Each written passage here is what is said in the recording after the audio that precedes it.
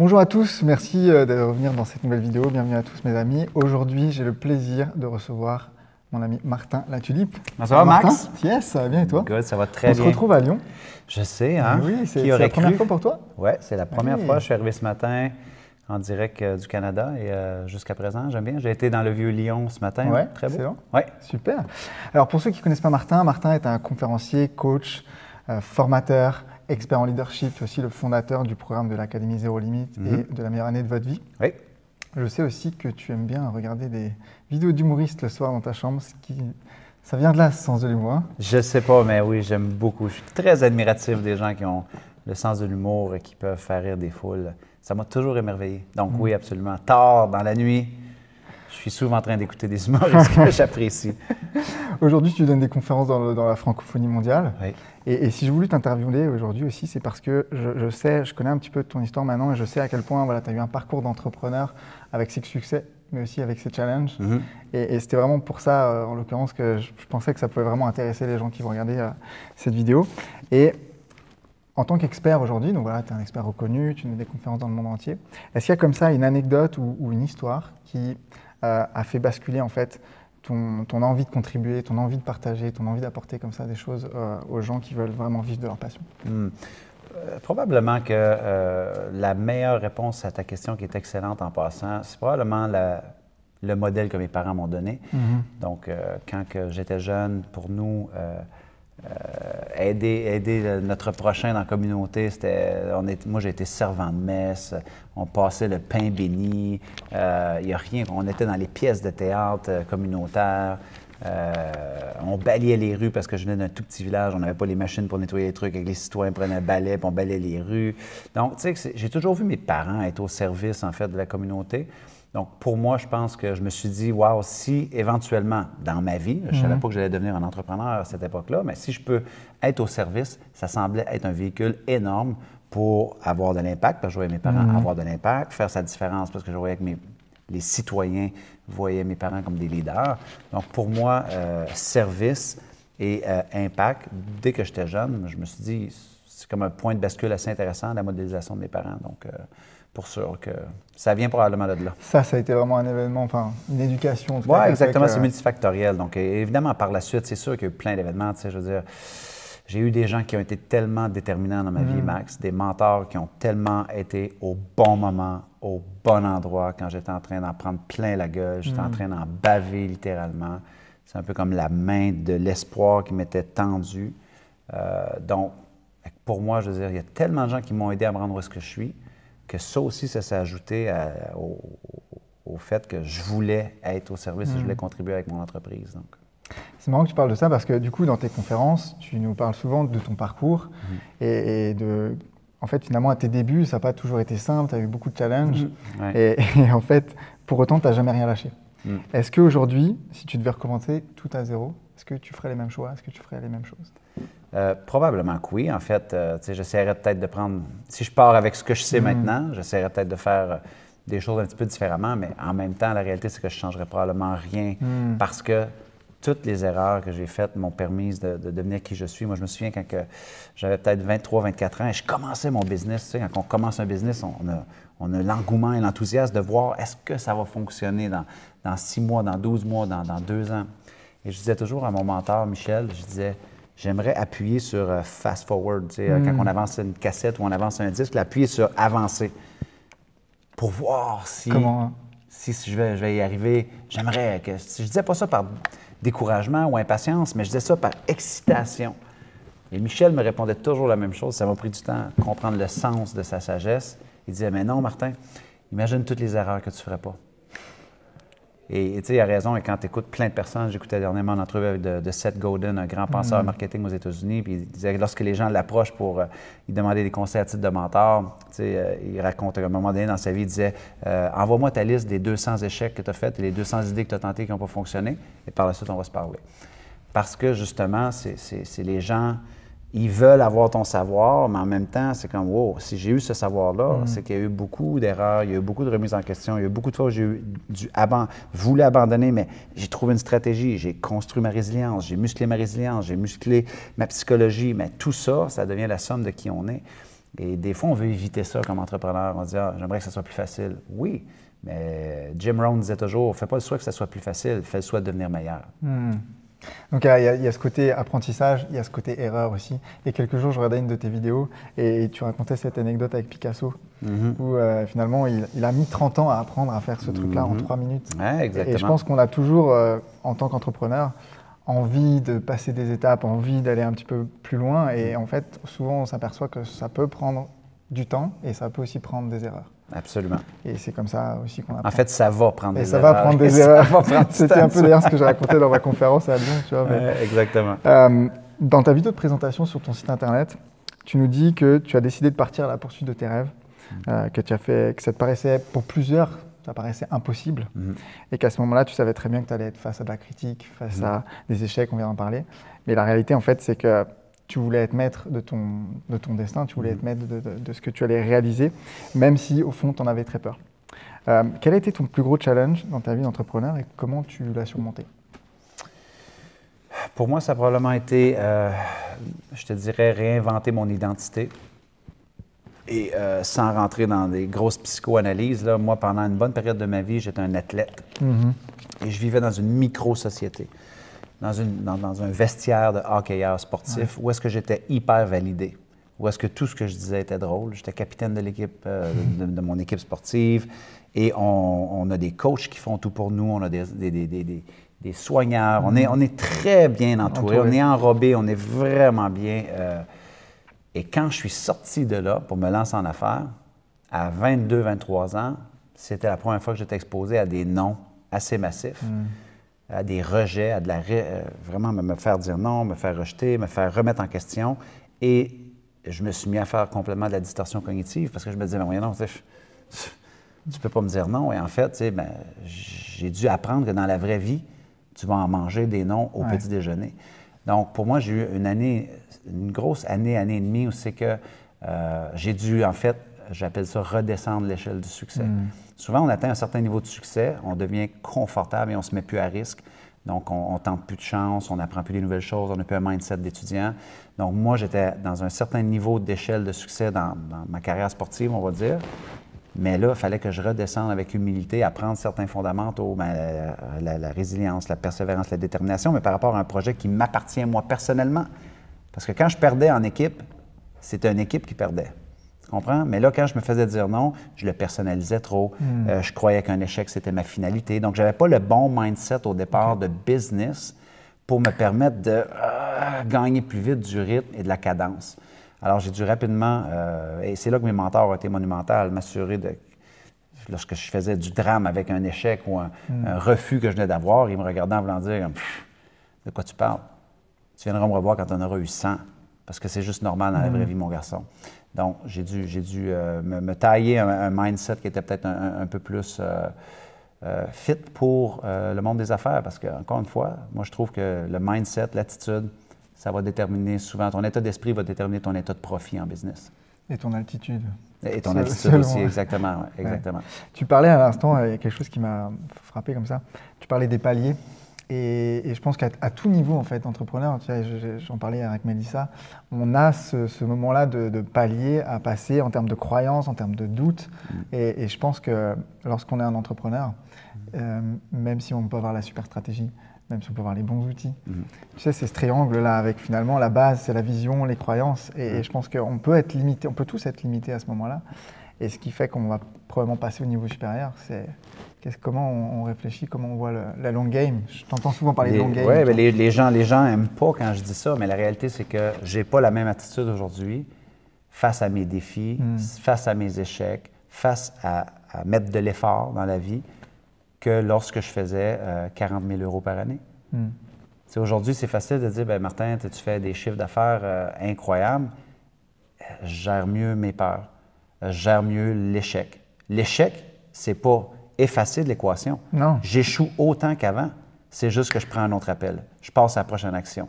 Je me fais pas dire non moins qu'avant, parce que moi, j'ai des visées encore plus hautes. J'ai encore des noms. J'accumule encore des noms. Mais mon temps de faire osciller l'aiguille pour retomber un peu sur mes pattes, maintenant, souvent, c'est la nanoseconde, la seconde, des heures. Parfois, c'est des jours. Mais à l'époque, c'était des mois. Des mois de marasme, des mois à m'apitoyer sur mon sort, des mois à être une victime. Ça m'arrive encore, mais le temps dans cette posture-là est beaucoup diminué et que ça me donne une vitesse d'exécution beaucoup plus rapide. Donc, absolument, le mindset, pour moi, c'est... En anglais, ils disent « your mindset is your asset ». C'est-à-dire ton mindset va aussi déterminer tes relations, les gens qui vont vouloir collaborer avec toi. Et c'est plate d'entendre ça pour les gens qui nous écoutent, Max, parce que c'est responsabilisant. Et ça peut être culpabilisant. Le monde se dit « mais hey, j'ai une bonne attitude ». Challenge-les encore. Challenge-les, voir si tu peux aller plus loin. Donc... Tu sais, la plupart de mes clients que j'accompagne sont des entrepreneurs, pour certains de haut niveau, et ils viennent souvent me voir pour de la stratégie, pour des outils. Et c'est incroyable. La plupart du temps, on revient à travailler sur des choses de mindset, des choses de croyance, des choses de doute. Et c'est 80% du temps, je pense, je dirais. Tu vois. Absolument. Et d'ailleurs, ça m'amène cette question-là. Est-ce que le Martin d'aujourd'hui, il a aussi ces moments où il doit sortir de sa zone de confort, où il a peur de faire quelque chose. Il sait très bien qu'il connaît le mécanisme de faire des choses dont on a peur. Mais est-ce que tu ressens encore des choses comme ça? 100%. Il y a deux ou trois semaines, je pense, je partageais avec mon cercle d'excellence, mon mastermind group à moi, mes élèves. J'étais en train de faire une crise d'anxiété majeure parce que j'avais un appel avec un promoteur d'événements au Canada qui s'appelle Giovanni Marsico, qui produit le plus gros événement de développement personnel à Toronto, 4000 personnes. Et par un concours de circonstances, ça fait 2 ans que j'essaie d'être en contact avec lui et ça n'a jamais arrivé. Et là, pouf, je reçois un message de lui qui me dit « Martin, il faut absolument que je te parle ». Le cœur me met à me battre parce que là, il y a un gros événement où est-ce que Brandon Bouchard va parler, il y a J.J. Virgin, parce que maintenant, je fais beaucoup de conférences en anglais. Et la veille de l'appel avec Gio, j'étais en train de halluciner. Mais par contre, à l'époque, je m'isolais. Je me sentais coupable de ça. Okay.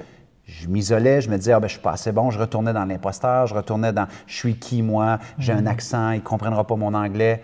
Mais maintenant, j'ai compris de jamais m'isoler. Tout ce que j'ai fait, boum, en pleine crise d'anxiété, j'avais une tache rouge dans le front, une dans le cou. Ça faisait longtemps que je n'avais pas fait ça. J'ai été sur Facebook Live, dans mon VIP, puis je dis, OK, là, regardez ça. Mon rythme cardiaque est au taquet. Je suis en train de faire une crise d'anxiété solide. Là, je leur explique. Et là, devant eux, je me suis auto-coaché et j'ai relativisé. Pris de la hauteur. Je me suis rappelé mon identité. Je me suis rappelé qui je suis dans le marché francophone, tout ce que j'ai fait, bosser, l'impact que j'ai eu, les entrepreneurs que j'ai aidés à lancer. Pourquoi qu'une langue changerait de quoi? Alors, j'ai toutes, et c'est toutes des stratégies, en fait, de mindset que j'ai appliquées sur moi. Donc, à l'intérieur de 2 heures, déjà, je me sentais beaucoup mieux. Beaucoup mieux. Et ça l'a donné un exemple aussi à mes étudiants que, OK, Martin le vit encore. C'est sûr qu'on le vit tout encore. Et c'est ça le problème. Les gens pensent qu'ils regardent un produit presque final. Ça a l'air millimétré, ça a l'air bien. Oui, mais attends, derrière tout ça, il y a de la pratique. Il y a encore des peurs par rapport à mes propres aspirations. Donc oui, absolument. Récemment, 3 semaines. Vous voyez, même aux personnes on a l'impression qu'ils sont à un niveau incroyable, ça arrive à tous les niveaux en fait. Et je pense que sortir de sa zone de confort, peu importe notre niveau, c'est ce qui nous emmène encore plus haut. Exactement. Dans ta vie au quotidien, quel est ton scénario de ton 24 heures parfait? Et je m'intéresse beaucoup à comment on reste focus, parce que c'est quelque chose auquel je suis confronté en ce moment. Comment tu restes focus sur tes choses? Ouais. Donc, ça, c'est une question qui m'intéresse énormément aussi, parce que pour moi, je pense toujours qu'on devient la somme de nos journées. Donc, je crois vraiment que oui, on peut avoir une vision, une inclinaison de 5 ans, 10 ans, qui on veut devenir, mais commençons par un putain de 24 heures. Donc, moi, j'aime beaucoup le concept de la journée idéale. Avant d'élaborer là-dessus et répondre à la question, c'est que je ne crois pas qu'on peut faire toujours des journées idéales. Donc, pour moi, mes journées idéales, je les applique quand je suis en besoin de performance. Okay. Donc, si je reviens lundi chez moi et je suis en vacances avec mes enfants, je me lève tard, je peux manger de la pizza, j'écoute Netflix, je décroche, je suis ceinture noire à faire absolument rien, je me laisse pousser la barbe, je l'avais très très longue, je l'ai rasée hier en fait avant de partir, et je décroche. Par contre, quand que je reviens ici, en mode performance, je provoque la performance. Donc, donc, en fait, la journée idéale, elle est constituée de blocs de temps. Okay. Où est-ce que moi, je suis à mon meilleur. Donc, par exemple, mon lever. Si je me lève le matin et que la première chose que je fais, que je regarde mon téléphone intelligent, mon fil d'actualité Facebook, mes textos, mes courriels, et ainsi de suite, on s'entend, je suis réactif au monde extérieur. Ouais. Il peut y avoir une nouvelle qui est négative, il peut y avoir un contrat qui est... Donc, je suis, dès la première seconde de mon lever, je ne suis pas en contrôle de ma journée. Okay.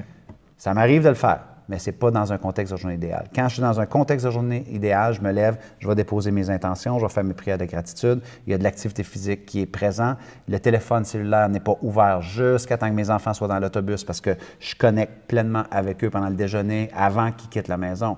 Par la suite, je travaille sur ce que j'appelle, moi, mes grosses roches. Donc, de 9h30 le matin à midi, c'est le moment où j'ai le plus d'énergie. Donc, une fois que les enfants sont sur l'autobus, il y a de l'activité physique au taquet, je reviens et là, je bosse. Pourquoi? Parce que, encore une fois, dans un contexte de performance, c'est bien simple.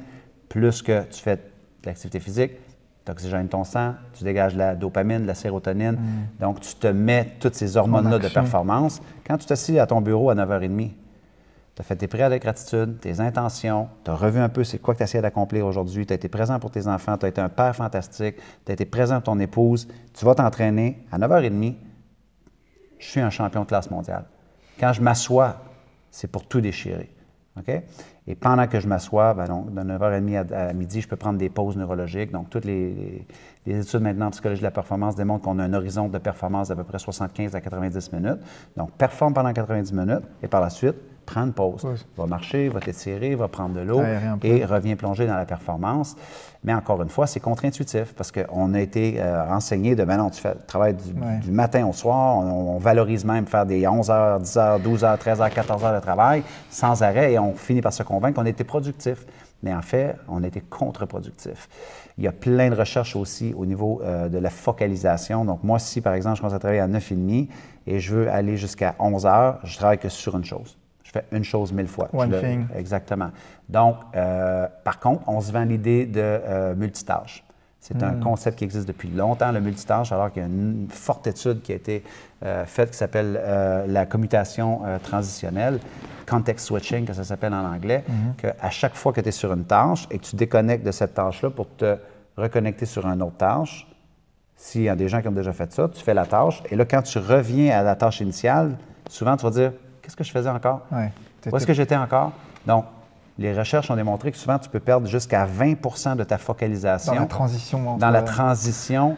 Imagine quand on fait ça, texto, Facebook, YouTube. Et puis à la fin de la journée, en fait, tu as perdu 60 À la fin de la journée, on a l'impression d'avoir été occupé, mais pas productif. Okay? Donc, pour moi, ma journée idéale, c'est quel genre de musique que je vais écouter.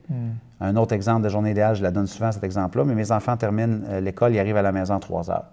Pendant longtemps, je travaillais quand ils arrivaient de l'école. Et je parle au téléphone, j'écrivais des courriels. Les enfants rentraient dans la maison, disaient « Papa », je leur disais « Hey, salut, je termine un courriel, j'arrive au téléphone, oui, j'arrive, oui, je t'aime, je t'aime. » Et à un moment donné, je me suis dit « C'est complètement absurde. » Pas présent. Alors, exactement. Puis si la présence, pour moi, c'est important dans une journée idéale, parce que je suis un champion du monde, pour moi, pas pour le voisin, pour moi. Donc, mon cellulaire sonne à 3h moins 5, juste pour un rappel. Ça a l'air con, te rappeler que tes enfants arrivent. Mais oui, mais quand tu es passionné et tu travailles, ça se peut que tu sois absorbé. Ça sonne, c'est un rappel, champion du monde, journée idéale. Il arrive, il rentre de la poche, hey, les enfants, comment ça va? Donne un câlin à papa, on s'embrasse, mais je suis présent. Des fois, c'est seulement 5 minutes. Et par la suite, ils vont jouer. Présent. Exactement. Et par la suite, ils s'en vont jouer. Mais l'inverse de voir ton père non présent, ça ne fit pas. C'est pas quelque chose qui me rend heureux dans ma journée idéale. Et là, ainsi de suite jusqu'au souper. Donc, quand je suis en mode performance et je suis en mode vraiment que je veux sortir le meilleur de la vie, ben, je fais ma journée idéale. Mais il y a des journées que je suis... Il y a des gens qui n'aiment pas ça parce qu'ils ont l'impression que ça les met en boîte. C'est OK. À chacun son niveau de performance. Moi, j'ai des performances, des exigences extrêmement élevées envers moi-même. Donc, j'exige de la performance de moi-même. Donc, ça prend de la discipline, ça prend de la focalisation, ça prend de la routine et des rituels. Ou sinon, tu laisses ça au gré du vent et au hasard, ça va donner des résultats hasardeux aussi. Très probable. Exactement. Par contre, enfin non, pas par contre d'ailleurs, mais je rebondis parce que j'ai vraiment expérimenté ça dans l'organisation de mon séminaire où je travaillais des 10 heures, 12 heures par jour. Mais parce que j'étais animé de ce truc-là et enfin, j'avais vraiment j'étais porté par ce truc-là.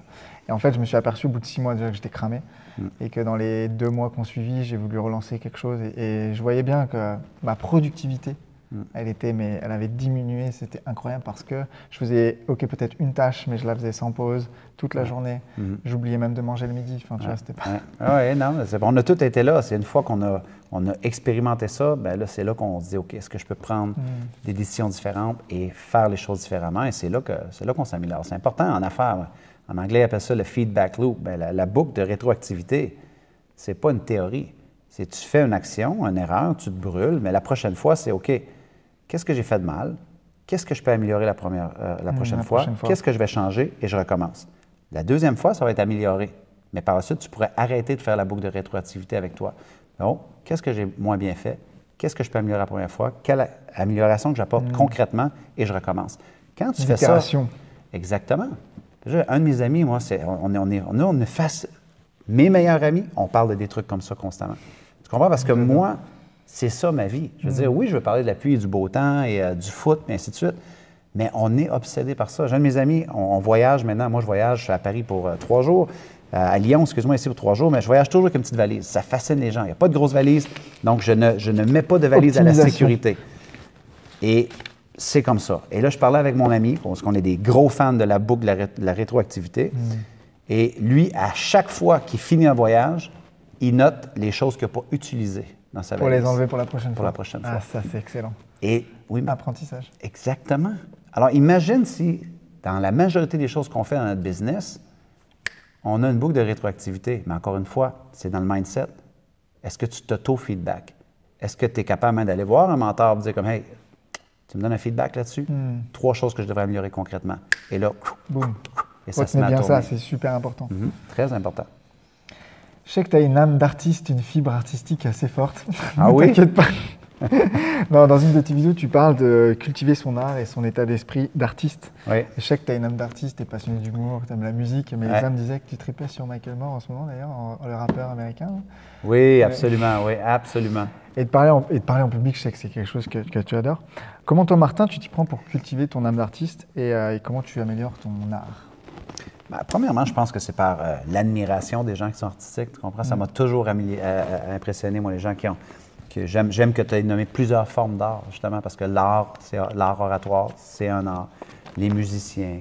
Donc, j'ai toujours eu une âme extrêmement, une affection incroyable pour les gens qui vivent de leur art.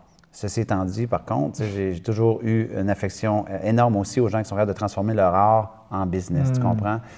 Il y a trop d'artistes, il y a trop de gens qui ont des talents incroyables, puis finalement, ils demeurent que des entrepreneurs artistiques, et finalement, ils ne peuvent pas vivre de leur passion, vivre de leur rêve. Donc, pour moi, c'est d'essayer des choses. En fait, tu vois, il y a quelques années, je ne jouais pas de la guitare, je me suis acheté une guitare. Je racontais dans une entrevue tantôt, en 2004-2005, je me suis dit, je me demande comment se sent un peintre devant une toile blanche. Donc, 5 jours avant Noël, j'étais en congé, j'ai été m'acheter des toiles blanches avec un chevalet, de la peinture, des pinceaux. Ma femme m'a dit, qu'est-ce que tu fais? T'es malade. J'ai dit, je veux voir comment ça se sent. Comment on se sent devant une toile? Comment tu commences? Comment tu choisis ta couleur? Et pendant 1 heure, j'étais devant une toile et je ne savais pas comment commencer. J'ai une bouteille de vin, le foyer. Et donc, j'essaie des choses, tu comprends? Ouais. Je pense que les artistes, justement, sont des gens qui se mettent à risque. Et la journée que l'entrepreneur arrête de se mettre à risque, bien, finalement, son art ne va pas se développer. Tu comprends? Pas avoir peur d'essayer des nouvelles choses aussi. Regarde, une autre forme d'art, c'est les arts martiaux mixtes. Je suis un fan de ça aussi. Et on regarde Georges Saint-Pierre. Nous, au Québec, Georges Saint-Pierre, GSP, c'est un champion du monde incroyable, Québec, incontesté. C'est la folie. Mais il a pris une pause de 4 ans. Et pendant ce 4 ans-là, il a été apprendre la gymnastique. Et tous les autres combattants riaient de lui parce que, putain, ça se passe dans le dojo, il faut que tu fasses des pompes, il faut que tu fasses de la musculation, il faut que tu te battes. Mais lui, il s'est dit, non, je vais apprendre la gymnastique. Parce que si je suis capable de faire des saltos arrière, ça veut dire que quand je fais des coups de pied, que je tourne, à la place d'être déséquilibré, je suis toujours en contrôle. Ça a amélioré sa force, son impulsivité, sa créativité. Mais il n'a pas eu peur d'aller essayer d'autres choses. Il s'est mis à la nage pour aller améliorer sa flexibilité. Mais tous des trucs que les autres combattants, habituellement, ils font du CrossFit ou des trucs comme ça, ne faisaient pas. Donc, pour moi, c'est nourrir toute cette âme artistique-là. C'est j'admire les gens qui le font, je porte attention, je respecte le processus artistique. Mais je me challenge aussi. Je disais, je vais essayer de faire des trucs. Tu parlais tantôt de Mélissa avant l'entreprise. J'ai déjà chanté sur scène à l'Académie Zéro Limite. Donc, je m'expose. Tu expérimentes et ça t'apporte de la créativité aussi. Parce que dans le côté artistique, il y a tout ce côté créatif qu'en tant qu'entrepreneur aussi, on a besoin de développer. Donc, exactement. Je voulais avoir ton point de vue là-dessus parce que je pense que la sensibilité est importante. En fait. Et on parle quand même d'un gars que son premier site Internet, c'était des tulipes. Donc, c'est sûr que j'avais un côté artistique et romantique. C'est clair déjà. Aïe, aïe, aïe. Est-ce qu'il y a une chose que tu voudrais faire, un objectif que tu voudrais atteindre, et c'est ton rêve aujourd'hui que tu n'as pas encore atteint? Justement, faire la scène de Archangel à Toronto. Donc, je suis dans le processus de travailler pour faire cela. Et c'est un long processus. Ouais. Encore une fois, tu vois, moi, ça fait 2 ans que j'ai semé la graine. Et là, j'ai été en contact avec Gio il y a 3 semaines. Mais quand je serai sur la scène d'Archangel l'an prochain, admettons, les gens vont dire « Martin, wow, comment il a fait pour partir du marché francophone, se retrouver devant 5-6 000 personnes? Mon doux, il est chanceux. » Ça, c'est 3 ans, dans le processus. Et il y a plein aussi de choses qui ont été mises en place, tu comprends, dans ce processus-là. Donc, comme j'ai dit tantôt, c'est super important que les gens comprennent ça. Les échecs et les non et les projets qui ne se réalisent pas aussi vite qu'on le voudrait ne disparaissent pas quand tu demandes avoir du succès. Ils sont encore là. C'est juste qu'on les gère différemment. On met des lignes à l'eau. On est persévérant. On a plusieurs projets. Et quand c'est le temps d'être focalisé, on ramène ça à un 24 heures idéal pour s'assurer que c'est pas qu'une illusion ou un vœu pieux. On bosse pour essayer de se rapprocher. Il y a la long game, il y a le long terme, mais il y a aussi ce qu'on fait là dans les 24 heures qui viennent, comment j'organise mes choses. Tu te rappelles tes débuts? Qu'est-ce que tu conseillerais à des personnes qui se lancent dans, on va dire, l'industrie du zéro limite, et des personnes qui sont déjà lancées mais qui veulent vraiment passer à un niveau supérieur? Est-ce qu'il y aurait 2 conseils comme ça que tu aurais qui te viennent?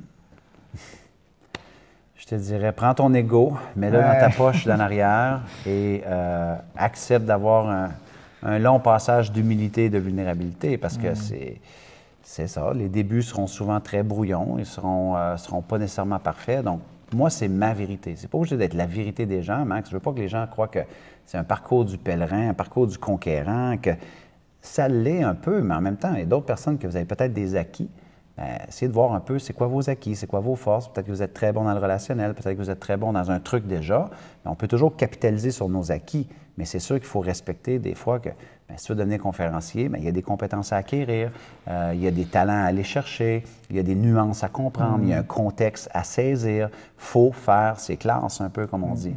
Donc, pour moi, je dis, gars, accepte que tu vas faire tes classes et souvent, si tu enlèves l'ego de ton équation, mais que tu le remplaces par de la fierté, mais bien placé, bien canalisé, ça va t'aider. Par contre, si tu arrives avec ton ego, que tu n'es pas prêt à prendre le feedback, et ainsi de suite, ça va être assez difficile d'avancer. Tu sais, parce que c'est une grosse industrie, mais c'est une petite industrie, tu comprends? Donc, tout le monde se connaît. Donc, tu sais, il faut que tu sois gentil. Moi, l'autre chose aussi, la bienveillance, être gentil, pour moi, c'est comme... C'est tellement de base, mais je le dis souvent dans mes formations. Je dis, gars, si tu veux réussir dans ce business-là, une des clés, c'est d'être gentil. Les gens sont comme ça. Oui, et c'est souvent la réaction que les gens ont. Comment ça, je fais du business? Pourquoi je serais gentil avec les gens? Exactement. Donc, tu sais, pour moi, j'ai toujours décidé, depuis toujours, mes parents l'étaient, donc toujours décidé d'être gentil, mais les gens se disent, oui, mais tu ne peux pas collaborer avec lui, c'est un compétiteur. Non, tu sais, donc, il y a plusieurs notions qu'on pourrait dire, mais pour moi, c'est ça, gars, sois bienveillant, sois gentil avec tout le monde, essaie d'apporter de la valeur. Ne regarde personne avec un regard condescendant. Tout le monde peut t'apporter quelque chose, tout le monde peut t'apprendre quelque chose et aie un mindset d'étudiant. Rester un éternel étudiant, ça c'est un truc que je continue d'apprendre et continue d'enseigner aussi parce que finalement, on ne cessant jamais de se former. La première fois que j'ai rencontré Jack Canfield, avec qui j'ai fait une conférence en 2011, il y avait des conférenciers qui étaient là avant nous et il était assis en première rangée, il prenait des notes. Et des pages, il noircissait des pages de notes. Et Jack Canfield avait vendu comme 350 millions d'exemplaires de livres. Là. Et à une pause, je lui ai demandé, j'ai dit, c'est très bon, là, mais tu connais ces trucs-là. Hein? Il dit, oui, mais il dit, quand j'écoute le conférencier, même si je le sais, je me dis, est-ce que je l'exécute? Et là, ça me donne des idées, là, je suis dans ma créativité. Et il dit, oublie surtout pas une chose, par contre. Il dit, tout le monde peut devenir enseignant. mais peu de personnes font le choix de demeurer des étudiants. Et c'est une grande leçon quand tu as, un titan comme Jack Canfield qui te dit « Et l'humilité a toujours écouté. C'est pas le savoir, mais c'est est-ce que tu exécutes ce savoir-là? » Et lui, il utilisait une échelle de 1 à 10, c'est-à-dire « Je connais la stratégie. Je l'ai déjà entendue. Mais de 1 à 10, comment est-ce que je joue cette game-là? Est-ce que je la joue petite, moyenne ou je joue gros dans cette game-là? » Non. C'est exactement la chose que j'ai dit dans l'introduction de mon séminaire aux personnes. J'ai dit, vous allez certainement entendre des choses que vous avez déjà entendues. C'est OK, c'est normal, on va à plein de séminaires. Mais posez-vous la question, est-ce que vous l'implémentez? Il y a un jour, une personne qui, j'étais en séminaire, je dis, ah, ça je le sais, j'ai entendu 50 fois, il m'a fait, ouais, mais est-ce que tu le fais? Ouh, non. Et là, vraiment, ça m'a marqué. Je me suis dit, OK, mais je peux connaître les concepts si je ne les implique pas. Exactement. Quel intérêt ça va avoir dans mon business, en fait? Exactement. Et une fois qu'on l'applique, est-ce qu'on peut aller dans l'excellence et en profondeur? Il y a beaucoup de gens qui appliquent en surface. Mais aller en excellence, pour ça, moi, je suis un grand fan de cette philosophie-là que j'appelle faire une chose 1000 fois, faire une chose 1000 fois, une chose 1000 fois. L'excellence aussi. Et à ce moment-là, tu développes une réelle compétence. Les gens disent « Oh, wow, c'est vraiment millimétré, c'est un truc. » Oui, mais fait 4000 fois, je le fais. Tu comprends? Donc, pour moi, c'est important. C'est pas mal, ça. Merci beaucoup, Martin, de nous avoir partagé tous ces éléments. Mon plaisir, mon frère. Est-ce qu'il y a quelque chose que tu voudrais rajouter? Non, suivez-le. Ah, il est gentil. Tu as donc l'Académie Zéro Limite, qui est fermée pendant 2 ans, je crois. Oui. Le programme La meilleure année de votre vie. Oui, absolument. Comment on fait si on veut suivre tes programmes, te suivre, te retrouver? Vous choisissez la plateforme de votre choix. Facebook, Instagram, YouTube et tous les chemins mènent à Rome. Martin Latulippe sur Google, c'est ma carte d'affaires. Cette année, Instagram, je crois que c'est ton truc. Depuis septembre, là. En fait, je me suis lancé en septembre. Donc, en fait, moi, je fais une chose 1000 fois. Donc, j'ai commencé Facebook en 2014, YouTube en 2015. Et là, je viens commencer Instagram en septembre.